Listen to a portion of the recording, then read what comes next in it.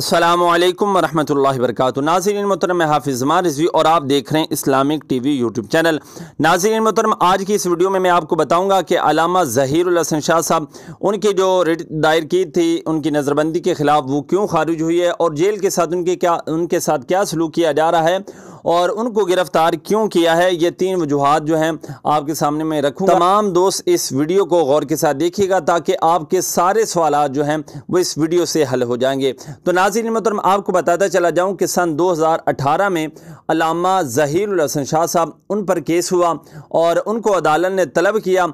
आप काफ़ी मरतबा गए और कुछ मरतबा इस तरह भी हुआ कि आप नहीं जा सके या आप नहीं गए, तो बस इस वजह को उन्होंने एक बड़ी वजह बनाकर उनको गिरफ़्तार कर लिया है और सन 2018 वाला जो केस है वही आप पर डालकर अभी आपको जो है उन्होंने गिरफ़्तार किया पुलिस वालों ने। और दूसरा इशू ये भी बनाया है कि ये जो लाहौर का जो धरना था उसको जो मतलब जो मेन लीड कर रहे थे वो अल्लामा ज़हीर शाह साहब थे, इसलिए उनको एक बिना ये बनाकर उनको गिरफ़्तार किया गया है।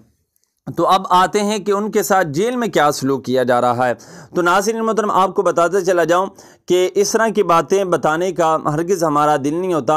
हम ये नहीं चाहते कि हमारे जो कारकुनान हैं वो इस तरह की बातें सुनकर जो हैं वो मायूस हों, लेकिन आपको हम ये बताते चले जाएं कि एक सैयदज़ादे के साथ जो है ना जेल में जो सलूक किया जा रहा है, जिस तरह हुकूमत कर रही है, वो हरगिज़ इस तरह नहीं करना चाहिए।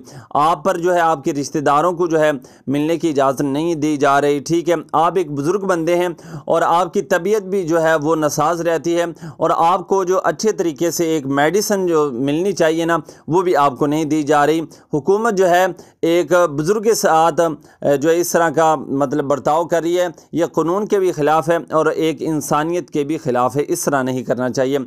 अभी फ़िलहाल आप यहीं बस आप ज़हन में रखें कि एक सैयदज़ादे के साथ हुकूमत जो है जिस तरह मतलब उनके साथ सलूक करना चाहिए था उस तरह नहीं कर रही, बल्कि एक उनका एक तो सैयदज़ादे होने का अदब भी नहीं कर रही और दूसरा उन पर यह जुल्म है कि ना रिश्तेदारों को मिलने दिया जा रहा है और ना ही उनकी तबीयत का ख्याल मतलब रखा जा रहा है। और अब आते हैं कि उनको जो है नज़रबंदी की ये जो रिट दायर की थी ये क्यों खारिज की है।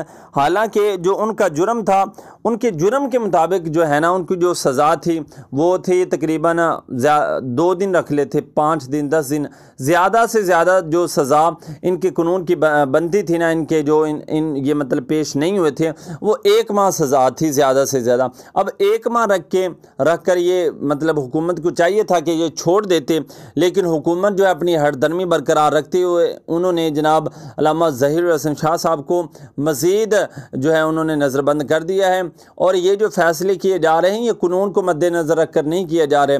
ये एक बंद कमरे के अंदर इनकी कोई अपनी अदालतें खुली हुई हैं कि जहाँ पर ये फ़ैसले करते हैं और जहाँ पर ये फ़ैसले करते हैं हमारी वहाँ पर पहुँच नहीं है। अब अल्लाह ताला से हम यही दुआ करते हैं कि अल्लाह ताला इनको हिदायत दे, अल्लाह ताला उनकी सेहतयाबी वाली लंबी उम्र करे और उनका जो साया है हमारे सरों पर तादेर और कायम दायम रखे। इंशाअल्लाह मरकज़ के हवाले से, मरकज़ शुरा के हवाले से जो ही कोई लेटेस्ट अपडेट आती है वो भी आपके साथ शेयर की जाएगी। मिलते हैं एक नई वीडियो के साथ, तब तक के लिए अल्लाह हाफिज़।